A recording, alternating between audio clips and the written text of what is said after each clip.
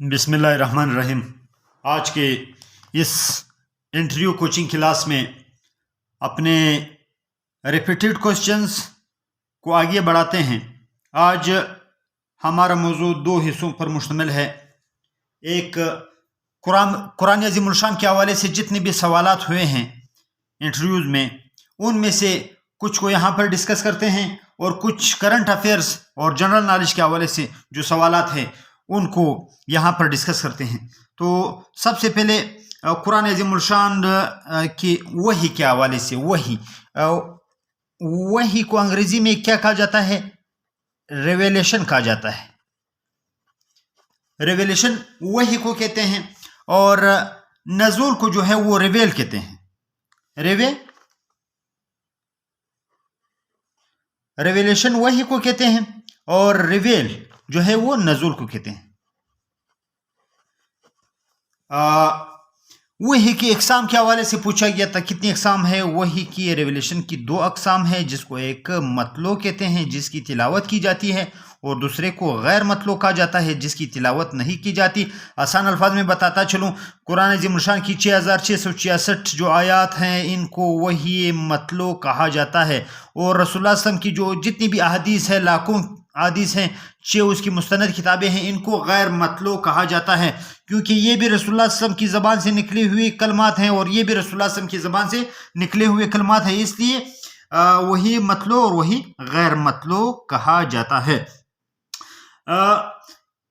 حضور صلی اللہ علیہ وسلم پر وحی کا آغاز کس ترتیب سے ہوا؟ حضور صلی اللہ علیہ وسلم پر وحی کا آغاز کس طریقے سے ہوا، کس چیز سے ہوا؟ تو رویا صادقہ یہ بھی نبوت کا حصہ ہے۔ رویا صادقہ یعنی سچے خوابوں سے ہوا تھا، یہ بھی قرآن عظیم الشان کا حصہ ہے۔ قرآن عظیم الشان کے حصے سے مراد یہ ہے کہ رویا صادقہ سے اس کا آغاز ہوا، یعنی نزول وحی کے نزول کی پہلے یہ ترتیب تھی۔ رویا صادقہ، حضور صلی اللہ علیہ وسلم رات کو جو خواب دیکھتے صبح وہ ہو بہو جو ہے وہ درست ہو جاتا، تو اس کو رویا صادقہ کہا جاتا ہے۔ یہ پوچھا گیا تھا کہ حضور صلی اللہ علیہ وسلم پر وحی کا نزول کتنی صورتوں میں ہوا؟ وہ صورتیں، وہ پوزیشنز جس میں حضرت جبرائیل امین حضور صلی اللہ علیہ وسلم پر قرآن جو ہے وہ نازل کرتے، تو وہ 7 طریقے ہیں۔ 7 دو چیزیں بتاتا چلوں۔ حضور صلی اللہ علیہ وسلم پر 7 لہجوں میں قرآن نازل ہوا۔ 7 لہجے یعنی قریش کا لہجہ، یا حضرموت والوں کا لہجہ، نجد والوں کا لہجہ، عربی کے مختلف لہجے تھے، ایکسنٹ جس کو کہا جاتا ہے، ایکسنٹ لہجے۔ مثلا میں آپ کو بتاتا چلوں، آپ کے پشتوں کے جو لہجے ہیں، کوئٹہ والوں کی پشتو علیحدہ ہے، پشاور والوں کی پشتو علیحدہ ہے، افغانستان والوں کی پشتو علیحدہ ہے، یعنی پشتو تو وہی ہیں، ان کے لہجے علیحدہ ہے۔ تو قرآن اس طرح کے 7 لہجوں میں جو ہے وہ نازل ہوا، 7 لہجوں میں۔ اور سوال جو میں نے آپ کو بتانے کا مقصد تھا، وہ وہی کے نزول کی صورتیں وہ بھی 7 ہیں، یعنی کبھی جبرائیل امین اصل شکل میں نظر آئے، کبھی جبرائیل امین انسانی شکل میں نظر آئے، کبھی حضور صلی اللہ علیہ وسلم کے دل پر الہام ہوا، یعنی 7 طریقوں سے قرآن عظیم الشان جو ہے وہ نازل ہوا۔ بتاتا چلوں وحی کی صورت، یعنی ان 7 صورتوں میں ایک صورت آپ کو بتاتا چلوں۔ وحی کی صورت یعنی بات کا دل میں ڈالنا، بات کا دل میں ڈالنا کیا کہلاتا ہے؟ یہ بھی وحی کی ایک صورت ہے، یعنی حضور صلی اللہ علیہ وسلم کے دل میں ایک بات ڈال دی گئی۔ یہ ایک بہت بڑی ٹرمینالوجی ہے، ٹیکنیکل سوال ہے، اور آپ نے یاد رکھنا ہے اصطلاحاً یعنی ٹرمینالوجیکلی اس کو کیا کہا جاتا ہے؟ تو اس کو کہتے ہیں نفس۔ کیا کہتے ہیں؟ یہ آپ اپنا ساتھ نوٹ کریں، لکھ لیں، نفس فی روح، نفس فی روح، یا آپ اس کو القا کیا کہتے ہیں؟ القا فی القلب۔ یہ دونوں ٹرمینالوجی آپ اس کے لیے استعمال کر سکتے ہیں، نفس فی الروح یا القا فی القلب۔ یہ کس چیز کو کہا جاتا ہے؟ یہ کہتے ہیں کہ کسی کے دل میں کوئی بات ڈالنا پیغمبر کے۔ اچھا، اس کی ایک اور شکل میں آپ کو بتاتا چلوں۔ وحی کی ایک قسم جس میں گھنٹی کی آواز آتی تھی، حضور صلی اللہ علیہ وسلم کو گھنٹی کی آواز آنا شروع ہو جاتی تھی، اس کو کیا کہتے ہیں؟ اس کو کہا جاتا تھا سلسلۃ الجرس۔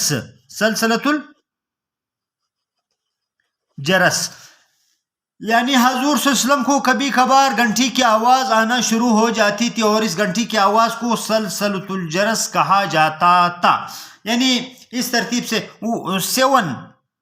7 طریقوں سے وہی نازل ہوئی. اس میں ایک طریقہ تمثل کا تھا، یعنی وہی کہ وہ قسم جس میں فرشتے کا کسی شکل میں متشکل ہو کر آنا ہوتا تھا اسے تمثل کہا جاتا تھا. اور وہی کہ وہ قسم بھی تھی جس میں فرشتے کا اپنی اصل صورت میں آنا ہوتا تھا. وہی کہ اقسام میں اس کا نمبر 5واں تھا، یعنی جبرائیل امین اپنی اصل شکل میں نظر آتے تھے. اسی طرح چھٹا جو تھا وہ نزول وحی کا یہ سلسلہ، جس طرح شب معراج میں حضور صلی اللہ علیہ وسلم جو ہے مکالمے کی شکل میں وہی نازل ہوئی، اللہ تعالیٰ کے ساتھ باقاعدہ مکالمہ ہوا، اس کو وہی بصورت مکالمہ کہا جاتا ہے. اور اس کے علاوہ ایک اور 7ویں جو قسم ہے وہ وہی کیا بغیر کسی ذریعے یا واسطے کے مکالمہ کیا جاتا تھا، تو یہ بھی وہی کی جو ہے وہ شکل تھی. یعنی یہ تمام کی تمام قرآن عظیم الشان کے حوالے سے جو ہے وہ یہ سوالات تھے. اس کے بعد یہ پوچھا گیا تھا پہلی وحی کی آیات، پہلی وحی کی جو آیات ہے جو 5 آیات ہے، اقرا بسم ربک الذی خلق، خلق الانسان من علق، اقرا وربک الاکرم الذی علم بالقلم، علم الانسان ما لم يعلم. یہ کس صورت میں، یہ کس پارے میں شامل ہیں؟ یہ صورت، یہ آیات، آپ کو ایک چیز بتاتا چلوں، آیت سنگل ہے اور آیات پلورل ہے، جمع جو ہے وہ آیات ہے. یہ 5 آیات 30ویں پارے میں ہے. کس پارے میں ہے؟ 30ویں پارے میں ہیں. اور یہ پوچھا گیا تھا کہ جمعے کے دن پڑھنے والی مسنون سورت کون سی ہے؟ وہ آپ کی سورہ کہف ہے، سورۃ الکہف. اچھا یہ بتاتا چلوں کہ سورۃ الکہف پڑھنا جمعے کے دن کیوں مسنون ہے؟ کیونکہ حضور صلی اللہ علیہ وسلم نے یہ پڑھی، اور حضور صلی اللہ علیہ وسلم کے اس بارے میں قول بھی ہے، سوال بھی پوچھا گیا تھا کہ سورہ کہف اگر بندہ پڑھ لے اس کے کیا فائدے ہیں؟ آنے والے جمعے تک اس شخص کو نور عطا کیا جائے گا، یعنی اس کے تمام فیصلے نورانی ہوں گے، اس سے غلطی نہیں ہوگی. اور اللہ تعالیٰ ایک جمعے سے دوسرے جمعے اگر بندہ مستقل پڑھنا شروع کر دے سورہ کہف، تو ایک جمعے سے دوسرے جمعے تک جتنے گناہ کیے ہوتے ہیں وہ تمام کے تمام بخش دیے جاتے ہیں. اور دجال کے فتنے سے یہ شخص محفوظ رہے گا، ہر قسم کے فتنوں سے یہ شخص محفوظ رہے گا. سورہ کہف 15ویں پارے کے آخر میں شروع ہوتا ہے اور 16ویں پارے پر اس کا اختتام ہوتا ہے. پورے 5 منٹ میں جو ہے وہ آپ اس کو پڑھ سکتے ہیں، اس کی تلاوت جو ہے وہ کر سکتے ہیں. بتاتا چلوں مکی دور مدنی دور، اس حوالے سے کہ زیادہ صورتیں مکی دور میں نازل ہوئی یا مدنی دور میں، تو کلیئر کٹ ہے مکی دور میں جو ہے وہ 86 صورتیں نازل ہوئی، زیادہ ہے، جبکہ مدنی دور میں 28 صورتیں نازل ہوئی جو کم ہے. بعض نے 87 لکھا ہے، یہ بالکل غلط ہے. 86 اوکے ہے، 86 اور 28 یہ جو ہے یہ ان کے درمیان ریشو ہے، مکی اور مدنی صورتوں کی درمیان جو ہے وہ ریشو ہے. قرآن عظیم الشان کے نزول کے کتنے مرحلے ہیں؟ ٹیکنیکل سوال ہے، بندہ غلطی کر جاتا ہے کہ پتہ نہیں یہ مرحلے سے کیا مراد، حالانکہ اس کے 2 مرحلے ہیں. کیا مرحلے؟ 2 مرحلے ہیں، مکی مرحلہ اور مدنی مرحلہ. یہ مکی دور یا مدنی دور بھی آپ اس کو کہہ سکتے ہیں یا مرحلے بھی کہہ سکتے ہیں. اور بتاتا چلوں قرآن مجید کی کتابت، قرآن مجید کی کتابت کا آغاز کس مہینے میں ہوا؟ تو یہ ربیع الاول کے مہینے میں ہوا. ربیع الاول قرآن عظیم الشان کو رائٹرز نے باقاعدہ لکھنا شروع کیا کس مہینے میں؟ ربیع الاول کے مہینے میں. اچھا اس حوالے سے کافی سوالات ہوئے تھے. سوال یہ ہوا تھا کہ کون لکھتا تھا اس کو لکھتے تھے صحابہ کرام. نمبر 3 سوال، کتنے صحابہ کرام لکھتے تھے؟ 40 لکھتے تھے.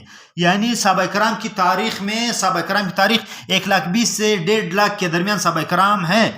ان میں سے 40 صرف ایسے صحابہ کرام تھے جو لکھنا پڑھنا جانتے تھے، اور یہ رائٹر آپ وہی ہیں، یہ رائٹرز آپ وہی ہیں، اور ان کو کاتبین وحی کہا جاتا ہے. کاتبین وحی کہا جاتا ہے. یہ ٹوٹل 40 ہیں، اور آپ کے یہ رائٹرز آپ وہی میں سے 3 کے نام بتائیں تو 3 کے نام یہ ہیں: حضرت امیر معاویہ رضی اللہ عنہ، حضرت علی کرم اللہ وجہہ، حضرت خالد بن سعید رضی اللہ عنہ، حضرت عبی بن کعب رضی اللہ عنہ. تو کافی زیادہ ہے. یعنی اچھا یہ پوچھا گیا تھا کہ رائٹرز آپ وہی میں سب سے پہلا لفظ کس نے لکھا؟ سب سے پہلی بسم اللہ جو آغاز ربیع الاول میں آغاز ہوا، وہ لکھنے والے شخص کون تھے؟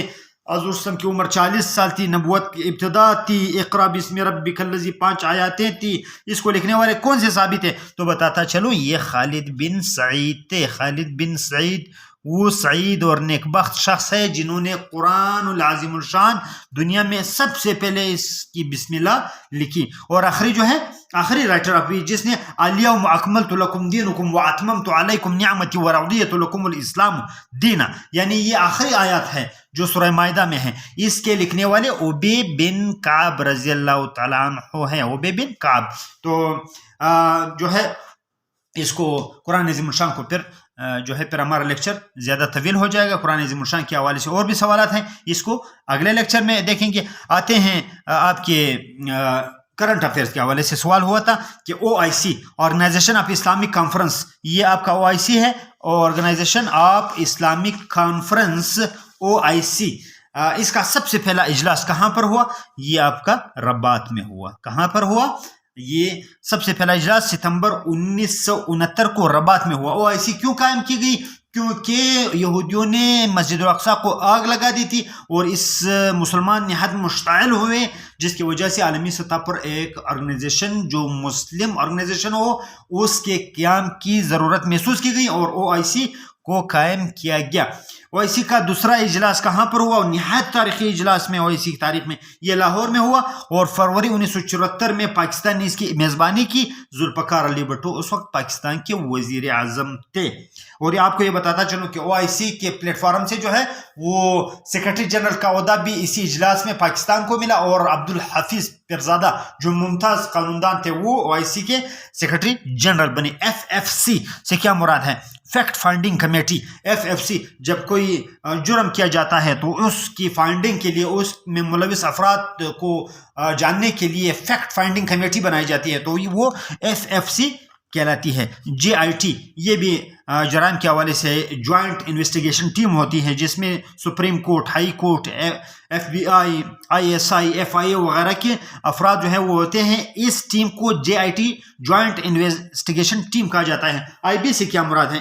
Intelligence bureau. پاکستان کی بیورو ہے انٹیلیجنس بیورو. اچھا، ٹائم میگزین کے حوالے سے سوال پوچھا گیا تھا. ٹائم میگزین کہاں کی میگزین ہے؟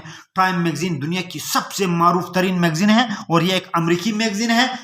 اس میں جو ہے وہ مختلف سیاسی امور کے حوالے سے مختلف مضامین ہوتے ہیں، آرٹیکل ہوتے ہیں، اداریہ ہوتے ہیں، ایڈیٹوریل وغیرہ ہوتے ہیں. اور اسپین کا پرانا نام کیا تھا؟ اسپین جب مسلمانوں کے قبضے میں تھا اس کو کیا کہا جاتا تھا؟ اس کو ہسپانیہ کہا جاتا تھا. آج کل اس کا نام اسپین ہے. اچھا، مسلم اسپین کے 2 شہروں کے نام بتائیں. یہ سوال پوچھا گیا تھا. مسلم اسپین کے 2 شہروں کے نام کارڈووا اور غرناطہ، یعنی قرطبہ اور غرناطہ اس کے نام ہیں. Dyslexia what do you know about dyslexia? کون سی بیماری ہے؟ یہ بچوں کے سیکھنے میں دشواری کا عرضہ ہے. آج کل یہ بہت اہم ہے، اس لیے اس حوالے سے سوال بھی ہوا، اس پر تحقیق بھی جاری ہے کہ بچے کیوں نہیں سیکھتے ہیں. تو اس کو ڈیسلیکسیا کہا جاتا ہے اور یہ بچوں کے سیکھنے میں دشواری کی بیماری ہے. 7 دسمبر کو کون سا دن منایا جاتا ہے ہر سال پاکستان میں 7 دسمبر کو ووٹرز کا قومی دن منایا جاتا ہے. تو یہ وہ سوالات ہیں جو ریپیٹڈ ہے. بتاتا چلو چینل کو سبسکرائب کریں اور سائٹ پر دیا ہوا آئیکن کا بٹن دبانا نہ بھولے تاکہ ہر نئے آنے والی ویڈیو سے آپ بر وقت مطلع ہو اس میسج کے ساتھ کہ good luck for your coming interview.